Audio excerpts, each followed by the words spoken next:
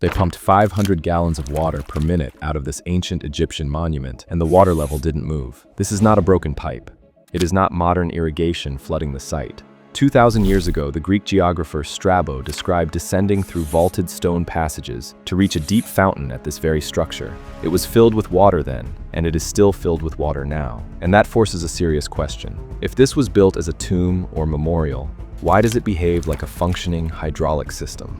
Behind the beautifully decorated Temple of Seti I at Abydos lies a structure that feels completely out of place in dynastic Egypt. It is austere, where the temple is ornate. It is subterranean, where most Egyptian monuments rise toward the sky. And it is built with massive megalithic blocks that seem engineered for endurance rather than symbolism. This structure is known as the Osireion. At first glance, it appears to be a sunken stone chamber surrounded by water, but once the details are examined carefully, it begins to look less like a ritual monument and more like infrastructure. Inside the Osireion stand enormous granite pillars, each averaging around 50 tons, with some of the largest blocks estimated to approach 100 tons or more. These are not stacked column drums. They are monolithic, squared pillars, measuring roughly 2.4 meters by 2.1 meters in section and over 3.5 meters high. They were cut from Aswan rose granite, one of the hardest and most difficult stones used in ancient Egypt. Granite does not tolerate imprecision. Its high compressive strength and brittle nature mean that sharp edges chip easily, and mistakes during handling can fracture corners. Achieving tight seams and clean geometry at this scale requires deliberate planning, controlled lifting, and accurate placement. Whether accomplished through ingenious ancient methods or techniques not fully reconstructed today, the result is undeniable. The masonry is precise and confident. The water feature that defines the Osireion is deceptively simple from above. A channel roughly 2 meters wide surrounds the central island, but this channel descends approximately 15 meters into the earth, equivalent to a 5-story shaft lined with stone. Reports from ground-penetrating radar and seismic surveys in the surrounding area suggest there is no solid bedrock immediately beneath the structure, implying it was built into sand. That alone would demand careful engineering. But what makes it extraordinary is its persistent hydraulic behavior. Attempts to drain the site by pumping water at a rate of 500 gallons per minute reportedly failed to reduce the water level. The water continued to replenish from below, strongly indicating connection to aquifers.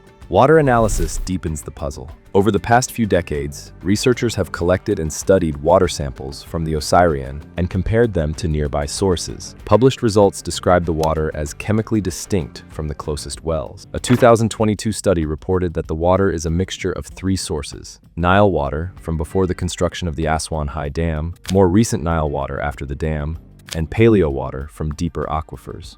The study also identified evidence of a paleo channel trending northeast. If accurate, this means the Osireion is interacting with multiple hydrological systems, not merely a shallow groundwater lens. Paleo water, sometimes called fossil water, refers to groundwater that entered aquifers tens of thousands of years ago under ancient climatic conditions. It is not easily replenished today. This raises a critical question.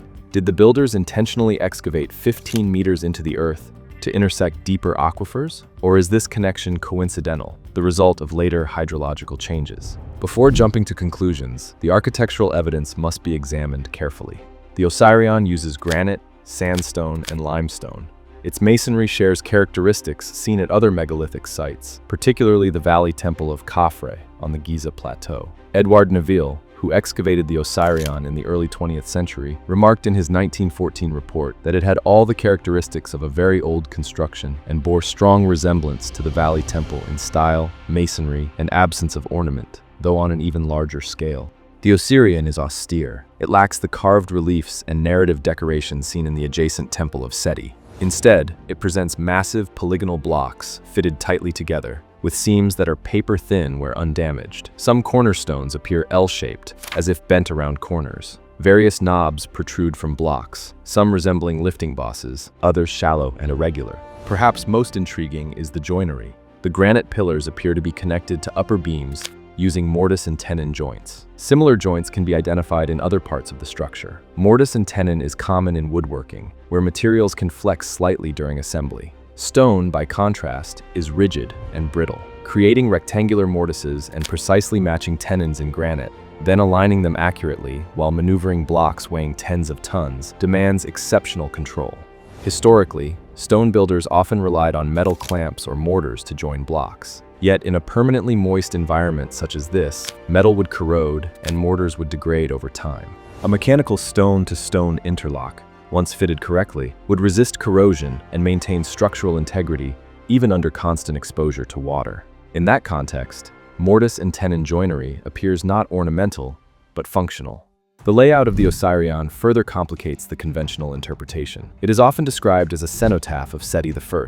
Mainstream scholars interpret it as a symbolic structure associated with Osiris, with water representing the primordial waters of creation. Seti's cartouches appear at the site, and the Osireion stands directly behind his temple. These are important data points. However, the architectural logic of the Osireion itself challenges the idea of a conventional ritual monument. A long corridor, approximately 123 meters in length, leads into the structure. After that extended approach, visitors encounter a deep water channel that isolates the central island and blocks direct access to the niches and end chamber. Without modern wooden planks placed for tourists, there is effectively no practical circulation path. A cenotaph designed for ritual visitation would normally facilitate controlled movement. Here, access is obstructed. The structure sits at a low elevation and remains flooded for much of the year, making it impractical as a tomb. Early excavations reportedly found it empty. The niches are relatively small, and even the end chamber, though architecturally impressive, is accessed through modest openings and periodically floods. Two stairways descend into the water channel. If the structure were not meant for public use, why include stairs? The most coherent explanation is occasional maintenance access, rather than continuous ritual traffic. Viewed through this lens, the layout makes sense. The water channel acts as both barrier and collector. The central island isolates structural loads. Restricted access prevents unnecessary disturbance of a functioning hydraulic system. Geology reinforces this interpretation. Bahai Isawi, former director of the Egyptian Geological Survey, wrote in 2009 that along a stretch of roughly 1,000 kilometers on the western side of the Nile Valley, the Osireion marks the only location where the topography lies lower than the aquifer, resulting in a gushing spring. If this assessment is accurate, then the location was not random. It was chosen deliberately at a geological sweet spot where groundwater behavior is unusual and exploitable. A 15-meter deep shaft in such a location would act as a collector, stabilizer, and regulator of water flow. Neville himself considered the Osireion neither temple nor tomb, but a great hydraulic work. He argued that the builders must have understood the rise and fall of the Nile and the behavior of subterranean water sheets. This interpretation does not require exotic explanations. It requires hydrological knowledge, strategic site selection, and durable construction techniques suited to a saturated environment. There remains the more controversial hypothesis of casting. Certain surfaces at the Osireion show flattened upper sections and slightly bulging lower sections, with marks resembling leveling.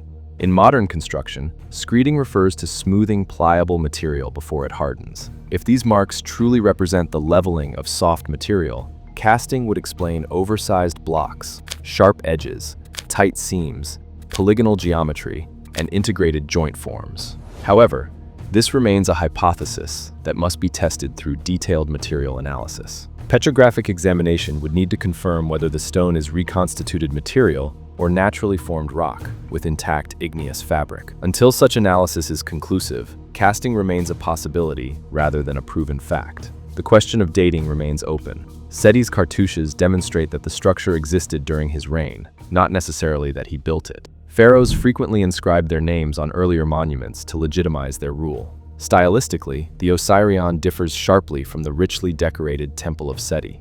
Its austerity aligns more closely with megalithic masonry traditions seen at Giza. Whether that implies identical age cannot be asserted definitively, but it complicates a straightforward 13th century BCE attribution. The depth of the shaft is also significant. If a shallow well would have provided adequate water, why excavate 15 meters to intersect deeper aquifers? That decision suggests intentional targeting of specific water layers. When the evidence is ranked, several observations stand firm. The structure is massive, subterranean, and persistently flooded. It resists pumping and interacts with multiple water sources, including deep aquifers. Its layout restricts access in ways inconsistent with typical memorial architecture, but consistent with utility design. Its joinery and construction methods favor durability in a wet environment.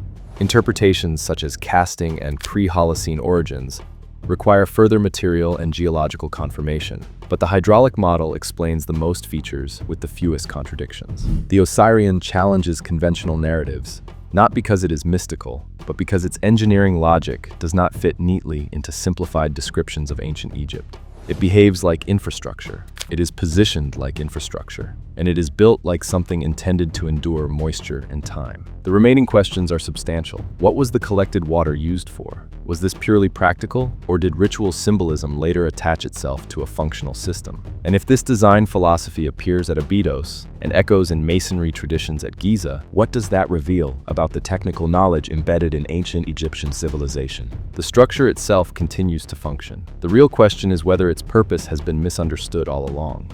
If you want to support deeper research and found this journey as fascinating as we did, subscribe to Ancient Epochs for more.